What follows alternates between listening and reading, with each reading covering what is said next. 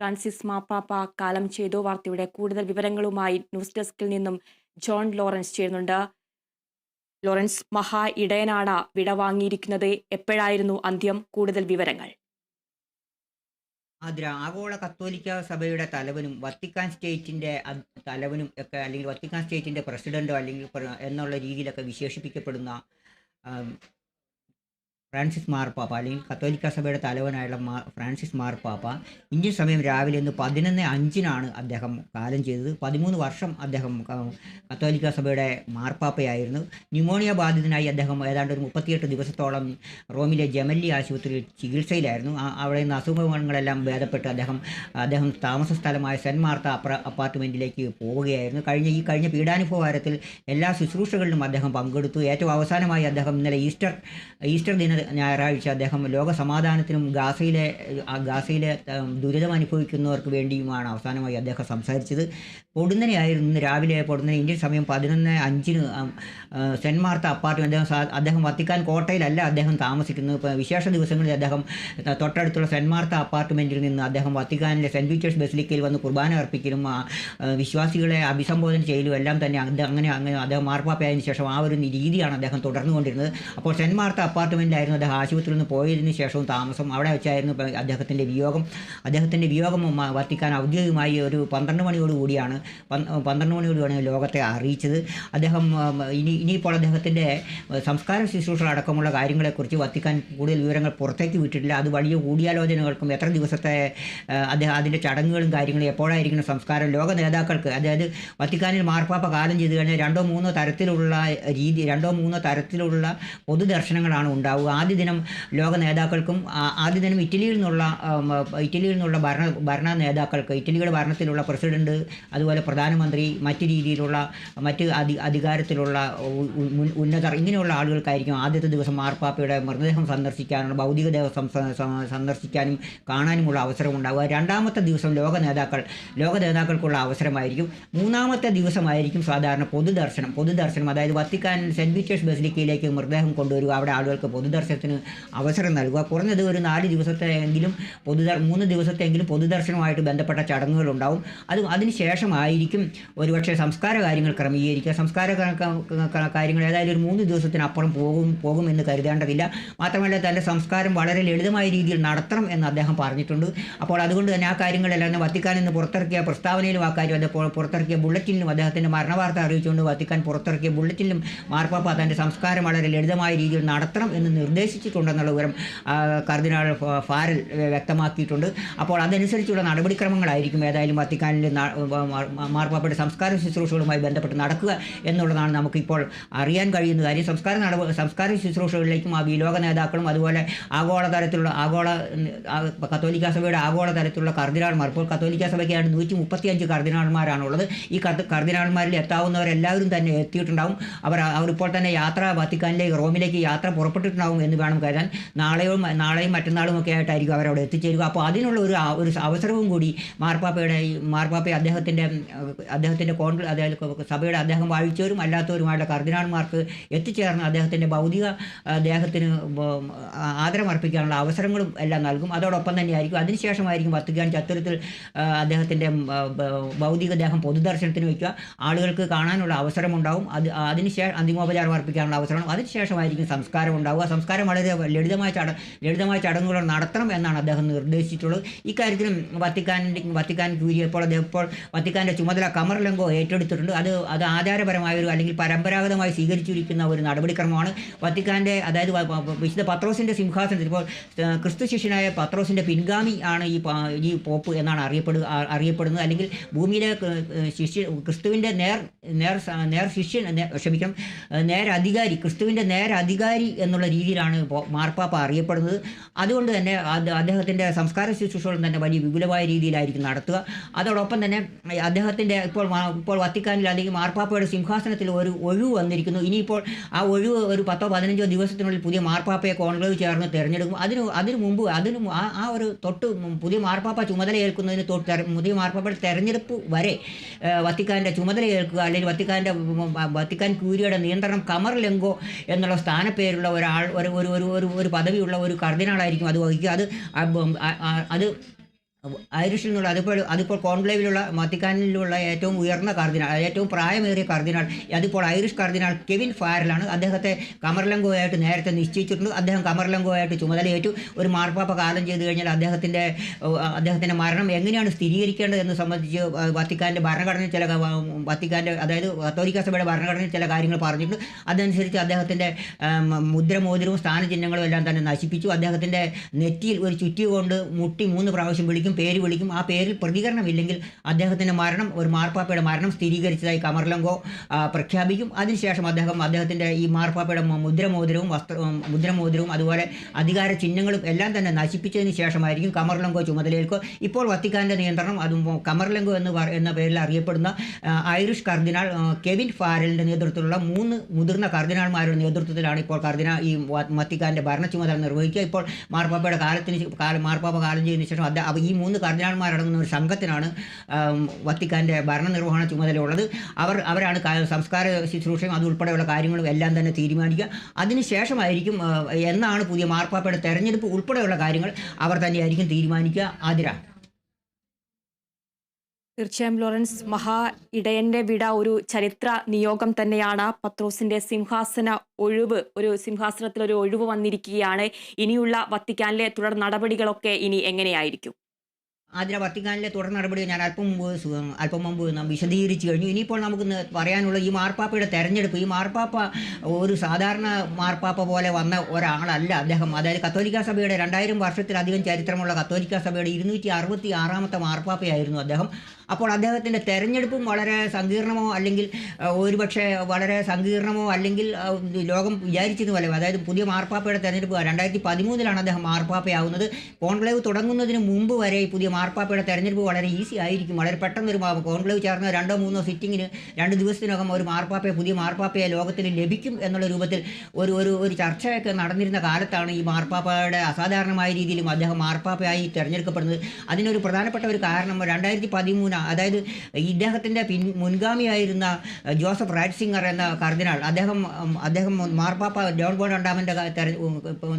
രണ്ടാമൻ കാലം ചെയ്തതിനു ശേഷം ചേർന്ന കോൺക്ലേവിലും ജോസഫ് റാറ്റ്സിംഗർ മാർപ്പാപ്പയെ തിരഞ്ഞെടുക്കപ്പെടും എന്നുള്ളതായിരുന്നു ലോകമെമ്പാടുമുള്ള ഒരു ചർച്ചയും. അല്ലെങ്കിൽ ജോസഫ് റാറ്റ്സിംഗർ അല്ലെങ്കിൽ പിന്നെ ആര് എന്നുള്ളൊരു ചോദ്യമായിട്ടാണ് കർദിനാൾമാർ സിസ്റ്റൈൻ ചാപ്പലിലേക്ക് കർദിനാൾമാർ വരിവരിയായി പോയത്. പക്ഷേ സംഭവിച്ചത് മറ്റൊന്നുമല്ല. ജോസഫ് റാറ്റ്സിംഗർ അല്ലെങ്കിൽ ആരെ എന്ന ചോദ്യത്തിന് ഒന്നാം ദിവസം കോൺക്ലേവ് തുടങ്ങിയപ്പോൾ തന്നെ ചോദ്യം വന്നു, ജോസഫ് റാറ്റ്സിംഗർ ആയില്ലെങ്കിൽ എന്താണ് കുഴപ്പം? ഈ ജോസഫ് റാറ്റ്സിംഗർ കർദിനാൾ ആവണമെന്ന് മാർപ്പാപ്പയാവണമെന്ന് എന്താണ് ഇത്ര നിർബന്ധം എന്നുള്ള ഒരു ചോദ്യമാണ് പിന്നീട് ലോകമെമ്പാട് ഉയർന്നു കേട്ടത്. കോൺക്ലേവിൽ നിന്നുള്ള അതിനൊരു ഉത്തരവും പറഞ്ഞു. ആദ്യ ദിവസം ഉണ്ടായില്ല, 2-ാം ദിവസം ഉണ്ടായില്ല, 3-ാം ദിവസവും മൂന്നാം ദിവസമാണ് മാർപ്പാപ്പ ഉണ്ടായത്. അതായത് 5 വോട്ടെടുപ്പിന് ശേഷമാണ് മാർപ്പാപ്പയായിട്ട് ജോസഫ് റാറ്റ്സിംഗർ എന്ന ബെനഡിക്ട് 16 തിരഞ്ഞെടുക്കപ്പെടുന്നത്. ഒരുപക്ഷെ അന്ന് അദ്ദേഹത്തിൻ്റെ ഏറ്റവും അടുത്ത എതിരാളിയായി വന്നത് ഇപ്പോഴത്തെ ഈ മാർപ്പാപ്പ, അതായത് ഈ ജോർജ് മാരിയോ ബെർഗോളിയോ എന്ന പേരിൽ അറിയപ്പെടുന്ന അർജന്റീനയിൽ നിന്നുള്ള ഈ കർദിനാൾ, അതായത് ഇപ്പോഴത്തെ ഫ്രാൻസിസ് പോപ്പായി തിരഞ്ഞെടുക്കപ്പെട്ട ജോർജ് മാരിയോ ബെർഗോളിയോ ആയിരുന്നു അദ്ദേഹത്തിൻ്റെ തൊട്ടടുത്ത എതിരാളി. ചെറിയ വോട്ട് വ്യത്യാസത്തിനായിരുന്നു ഇവർ രണ്ടുപേരും തമ്മിലുണ്ടായിരുന്നു. ഏതായാലും ഈ കമർലങ്കോയുടെ നേതൃത്വത്തിൽ അതുപോലെ കൂടിയാലോചന സമിതികളെല്ലാം കൂടിയാലോചിച്ചതിന് ശേഷം ഈ മാർപ്പാപ്പ ഇപ്പോൾ ഈ ജോർജ് മാരിയോ ബെർഗോളിയോ, അതായത് ഇപ്പോഴത്തെ ഫ്രാൻസിസ് പോപ്പ് പിന്മാറുകയാണ് ഉണ്ടായത്. പക്ഷേ പിന്നീട് ഈ ജോസഫ് പിന്മാറുകയാണ് ഉണ്ടായത് എന്നുള്ളതാണ് ഒരുപക്ഷെ നമുക്ക് കിട്ടുന്ന വിവരങ്ങൾ. ഏതായാലും ബെനഡിക്ട് 16 കാലം കൂടുതൽ കാലം അദ്ദേഹം ഉണ്ടായില്ല. അദ്ദേഹം സ്ഥാനത്യാഗം ചെയ്തു. അതിനുശേഷം ചേർന്ന കോൺക്ലേവിൽ ഇദ്ദേഹം മാർപ്പാപ്പയെ അപ്രതീക്ഷിതമായി തെരഞ്ഞെടുക്കപ്പെടുകയായിരുന്നു. സാധാരണ കത്തോലിക്ക സഭയുടെ ചരിത്രത്തിൽ ഒരു മാർപ്പാപ്പ ആദ്യമായിട്ട് മാർപ്പാപ്പ പദവിയിലേക്ക് തെരഞ്ഞെടുപ്പിൽ പരിഗണിക്കപ്പെട്ട ഒരാൾ പിന്നീട് തെരഞ്ഞെടുക്കപ്പെടാറില്ല. കാരണം അദ്ദേഹത്തെ കർദിനാൾമാർ കഴിഞ്ഞ പ്രാവശ്യം അദ്ദേഹം 2-മതോ 3-മതോ ആയിട്ട് വന്നിട്ടുള്ള ഒരാളാണല്ലോ, അതുകൊണ്ട് അദ്ദേഹത്തെ പിന്നെ പരിഗണിക്കാറില്ല.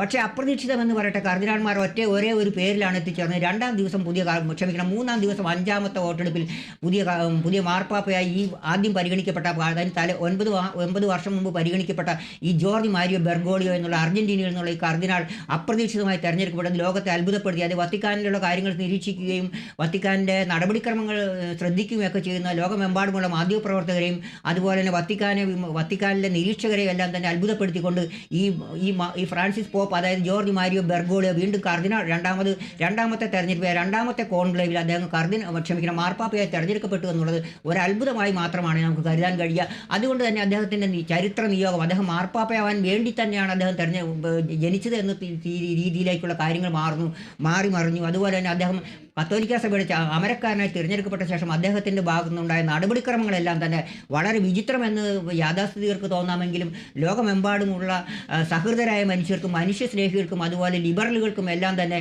അതൊരു വലിയൊരു അദ്ദേഹത്തിൻ്റെ ഈ കത്തോലിക്ക സഭയുടെ പരമാധ്യക്ഷനായി ഇദ്ദേഹം തിരഞ്ഞെടുക്കപ്പെട്ടതും അദ്ദേഹത്തിൻ്റെ നടപടിക്രമങ്ങളും ലോകമെമ്പാടുമുള്ള മനുഷ്യസ്നേഹികൾക്ക് ഒരു ആശ്വാസമായിട്ടാണ് കാണപ്പെട്ടത്. കാരണം അദ്ദേഹം സഭയുടെ യാഥാസ്ഥിതികമായ നിലപാടുകളിൽ നിന്നൊന്നും അദ്ദേഹം കാര്യമായി വ്യതിചലിച്ചില്ലെങ്കിൽ പോലും അദ്ദേഹം പോപ്പ് എന്ന രീതിയിൽ തൻ്റെ അധികാര പരിധിയിലും അദ്ദേഹത്തിൻ്റെ സവിശേഷമായ അധികാരങ്ങളെല്ലാം ഉപയോഗിച്ചുകൊണ്ട് തന്നെ ലോകമെമ്പാടുമുള്ള മനുഷ്യരെ ചേർത്ത് പിടിക്കാൻ അദ്ദേഹം ശ്രമിച്ചു എന്നുള്ളതാണ്. അത് ഇതുവരെ 2000-ലധികം വർഷം ചരിത്രമുള്ള കത്തോലിക്ക സഭയുടെ ചരിത്രത്തിലോ 2000-ലധികം വർഷം പഴക്കമുള്ള കത്തോലിക്ക സഭയുടെ ചരിത്രത്തിൽ ഇതുവരെ കാണാത്ത ഒരു അധ്യായമാണ് അദ്ദേഹം ഓപ്പൺ ചെയ്തത്. അദ്ദേഹം കത്തോലിക്ക സഭയിൽ ഒരു പുതിയൊരു കീഴ്വഴക്കം അദ്ദേഹം കൊണ്ടുവന്നു, അല്ലെങ്കിൽ ഒരു പുതിയൊരു നടപടിക്രമങ്ങൾക്ക് അദ്ദേഹം തുടക്കം കുറിച്ചു. അതിൽ ആദ്യമായി അദ്ദേഹം ചെയ്തത്, അദ്ദേഹം പീഡാനുഭവ വാരത്തിൽ അദ്ദേഹം ജയിലുകളിൽ പോയി അദ്ദേഹം തടവുകാരെയും കുട്ടിത്തടവുകാരെയും എല്ലാം അവരെയെല്ലാം ആശീർവദിക്കുകയും അവരുടെ കാൽ കഴുകി ചുംബിക്കുകയും ചെയ്തു. യാഥാസ്ഥിതികരുടെ പുരികം ചൊളിഞ്ഞു, അവർ വിമർശനങ്ങൾ ഉയർത്തി. പക്ഷേ പോപ്പ് അതിനെയൊന്നും കണക്കിലെടുത്ത വിമർശകരെ എല്ലാം തള്ളി. അടുത്തതായി ലോകം കണ്ടത് അദ്ദേഹം സ്ത്രീ തടവുകാരുടെ ജയിലുകളിലേക്ക് പോകുന്നു, അവിടെ ചെന്ന് സ്ത്രീ തടവുകാരുടെ കാൽ കഴുകുന്നു, അവരുടെ കാൽ ചുംബിക്കുന്നു. ഇതെല്ലാം തന്നെ യാഥാസ്ഥിതികരുടെ നെറ്റി ചുളിച്ചെങ്കിലും യാഥാസ്ഥിതികരെ പോലും ഇതാണ് കാലത്തിൻ്റെ ആവശ്യം, സഭ എല്ലാവരെയും ചേർത്ത് പിടിക്കുന്നു എന്നുള്ള ഒരു സന്ദേശമാണ് മാർപ്പാപ്പ ലോകത്തിന് മുമ്പാകെ കഴിച്ചത്. അതുകൊണ്ട് തന്നെയാണ് അദ്ദേഹം ഈ ജമല്ലി ആശുപത്രിയിൽ അദ്ദേഹം ചികിത്സയിലായിരുന്നപ്പോൾ ഈ ആശുപത്രിയുടെ മുൻപിൽ തടിച്ചുകൂടിയ ആളുകൾ, സ്ത്രീകളും ഉൾപ്പെടെയുള്ള ആളുകൾ, ചെറുപ്പക്കാരും ഒക്കെ പ്രതീക്ഷയുടെ കച്ചിത്തുരുമ്പ്, ലോകത്തെ പ്രതീക്ഷയുടെ കച്ചിത്തുരുമ്പാണ് ഈ ആശുപത്രി കിടക്കുന്നത്. ഞങ്ങൾ അദ്ദേഹത്തെ കാണാനാണ്, അദ്ദേഹത്തിൻ്റെ സുഖവിവരങ്ങൾ അന്വേഷിക്കാനാണ് ഞങ്ങൾ ഇവിടെ വന്നിരിക്കുന്നത്. അതുപോലെ തന്നെ മനുഷ്യസ്നേഹിയായ ഒരാൾ, എന്താണ് അദ്ദേഹത്തിൻ്റെ ഒരു ചരിത്ര നിയോഗം എന്ന് പറയുമ്പോൾ തന്നെ അദ്ദേഹം യൂറോപ്പിന് പുറത്തു നിന്നുള്ള ആഗോള കത്തോലിക്ക സഭയുടെ ചരിത്രത്തിൽ തന്നെ, കത്തോലിക്ക സഭ എന്ന് നമ്മൾ വിശേഷിപ്പിക്കുമ്പോൾ തന്നെ കത്തോലിക്ക സഭയും 26 സാർവത്രിക സഭകളും ചേർന്ന വലിയൊരു കൂട്ടായ്മയാണ് ഈ ആഗോള കത്തോലിക്ക സഭ എന്ന് പറയുന്നത്. ഈ കത്തോലിക്ക സഭയുടെ ചരിത്രത്തിൽ തന്നെ, അങ്ങനെ ആഗോള കത്തോലിക്ക സഭ അല്ലെങ്കിൽ സാർവത്രിക സഭയുടെ ചരിത്രത്തിൽ തന്നെ യൂറോപ്പിന് പുറത്തു നിന്നുള്ള ആദ്യത്തെ മാർപ്പാപ്പയാണ് അദ്ദേഹം. കത്തോലിക്ക സഭയുടെ ചരിത്രത്തിൽ രണ്ടാമത്തെ മാർപ്പാപ്പ എന്ന് യൂറോപ്പിന് പുറത്തു നിന്നുള്ള രണ്ടാമത്തെ മാർപ്പാപ്പ എന്നൊക്കെ നമുക്ക് ഇദ്ദേഹത്തെ വിശേഷിപ്പിക്കുന്നവരുണ്ടെങ്കിൽ പോലും അന്നൊക്കെ സഭ ചെറിയൊരു കൂട്ടായ്മ മാത്രമായിരുന്ന കാലഘട്ടത്തിൽ, അതായത് 13-ാം നൂറ്റാണ്ടിൽ സിറിയയിൽ നിന്നുള്ള ഗ്രിഗറി മൂന്നാമൻ ഈ കത്തോലിക്ക സഭയുടെ മാർപ്പാപ്പയായി തിരഞ്ഞെടുക്കപ്പെട്ടു എന്നുള്ളതാണ് ചരിത്രം പറയുന്നത്. പക്ഷേ ആധുനിക കത്തോലിക്ക സഭയുടെ ചരിത്രത്തിൽ യൂറോപ്പിന് പുറത്തു നിന്ന് തിരഞ്ഞെടുക്കപ്പെട്ട ആദ്യ മാർപ്പാപ്പയാണ് ഈ ജോർജ് മാരിയോ ബെർഗോളി എന്ന ആദ്യ കർദിനാളായിരുന്നപ്പോൾ അദ്ദേഹത്തിൻ്റെ പേര്. അദ്ദേഹം ഇപ്പോൾ ഫ്രാൻസിസ് പോപ്പായി മാറിയ അദ്ദേഹമാണ് കത്തോലിക്ക സഭയുടെ ചരിത്രത്തിൽ യൂറോപ്പിന് പുറത്ത് നിന്ന് തിരഞ്ഞെടുക്കപ്പെടുന്ന ആദ്യത്തെ മാർപ്പാപ്പ എന്നുള്ള വിശേഷണം. അത് തന്നെ ഒരു ചരിത്ര നിയോഗമാണ്. കാരണം അദ്ദേഹം ലത്തീൻ അമേരിക്കയിൽ നിന്നാണ്. ലത്തീൻ അമേരിക്ക യൂറോപ്പിലെ പോലെ അല്ലെങ്കിൽ മറ്റ് രാജ്യങ്ങളെ പോലെയുള്ള സമ്പന്നമായ ഒരു രാജ്യമായ ഒരു ഭൂഖണ്ഡമല്ല. അവിടെ മനുഷ്യരുടെ പ്രധാനപ്പെട്ട പ്രശ്നം ദരിദ്രമാണ്, രാഷ്ട്രീയമായ അസ്ഥിരതകളുണ്ട്. ഈ ദാരിദ്ര്യമാണ്, രാഷ്ട്രീയമായ അസ്ഥിരതകളും അസമത്വങ്ങളും സ്ത്രീ വിവേചനവും സ്ത്രീകളോടുള്ള വിവേചനവും ഒക്കെ വലിയ തോതിൽ നടക്കുന്ന ഒരു ഭൂഖണ്ഡമാണ്. അപ്പോൾ അങ്ങനെയുള്ള ഒരു വൻകരയിൽ നിന്നാണ് അദ്ദേഹം. അതാണെങ്കിൽ തന്നെ കത്തോലിക്ക സഭയുടെ ഏറ്റവും വലിയ കേന്ദ്രം എന്ന് പറയുന്നത് ബ്രസീൽ, അർജന്റീന, അങ്ങനെയുള്ള രാജ്യങ്ങൾ ഏറ്റവും കൂടുതൽ യൂറോപ്പിലാണ് കത്തോലിക്ക സഭയുടെ ആസ്ഥാനമെങ്കിൽ പോലും ബ്രസീലും അർജന്റീനയും അതുപോലെ ഉൾപ്പെടെയുള്ള ഏഷ്യയിലെ ചില രാജ്യങ്ങൾ ഉൾപ്പെടെയുള്ള രാജ്യങ്ങളാണ് കത്തോലിക്ക സഭയുടെ ശക്തി കേന്ദ്രങ്ങൾ, അതായത് കത്തോലിക്കർ കൂടുതൽ തിങ്ങിപ്പാർക്കുന്ന സ്ഥലങ്ങൾ. അങ്ങനെയുള്ള ഒരു രാജ്യമാണ് അർജന്റീന. അവിടെ നിന്നാണ് അദ്ദേഹം വന്നത്. അവിടുത്തെ അസമത്വങ്ങളെയും സ്ത്രീ വിവേചനങ്ങളെക്കുറിച്ചൊക്കെ നല്ല രീതിയിലുള്ള ധാരണകളുള്ള ഒരു പോപ്പാണ് അദ്ദേഹം ആധുനിക കാലത്തെ അഭിസംബോധന ചെയ്യാൻ ശ്രമിച്ചു എന്നുള്ളതാണ് ഈ മാർപ്പാപ്പയ്ക്കുള്ള ഏറ്റവും വലിയ പ്രത്യേകത. അത് തന്നെ നമ്മൾ അദ്ദേഹം സ്വവർഗ പ്രേമികളെയും വിവാഹമോചിതരെയും പുനർവിവാഹം ചെയ്തവരെയും അതുപോലെ തന്നെ ഭിന്നലിംഗക്കാരെയും എല്ലാം അദ്ദേഹം സഭയോട് ചേർത്ത് പിടിച്ചു എന്നുള്ളതാണ്. അത് തന്നെ ഇദ്ദേഹത്തിൻ്റെ കാലവഴി 13 വർഷത്തിൻ്റെ അദ്ദേഹത്തിൻ്റെ പേപ്പസിയുടെ ഈ കാലഘട്ടത്തിൽ ലോകം അല്ലെങ്കിൽ കത്തോലിക്ക വിശ്വാസികൾ ഒന്ന് നെടുവീർപ്പിട്ടു എന്ന് വേണമെങ്കിൽ നമുക്ക് കരുതാം. കാരണം കത്തോലിക്ക സഭ പള്ളികളിലേക്കും അടുപ്പിക്കാതിരുന്ന ഈ പാവപ്പെട്ട മനുഷ്യർ, അതായത് സ്വവർഗ അനുരാഗികളും സ്വവർഗാനുരാഗികളും അതുപോലെ ഭിന്നലിംഗക്കാരും അതുപോലെ തന്നെ പുനർവിവാഹിതരും വിവാഹമോചിതരും ആയ ആളുകൾക്ക് കത്തോലിക്ക സഭയുടെ ആത്മീയമായ നൽവരങ്ങൾ ഒന്നും തന്നെ കിട്ടിയിരുന്നില്ല. അവരെ സഭ മാറ്റി നിർത്തിയിരുന്നു. അതായത് ദൈവം കൂട്ടി യോജിപ്പിച്ചതിന് മനുഷ്യന് മുറിക്കാൻ അവകാശമില്ല, അല്ലെങ്കിൽ അധികാരമില്ല എന്നുള്ള ആ ഒരു 10 കൽപ്പനയിലെ ആ ഒരു ആപ്തവാക്യത്തെ ഈ സഭ പിന്തുടർന്നു. അതുകൊണ്ട് തന്നെ വിവാഹമോചിതരെ സഭ അടുപ്പിക്കില്ല.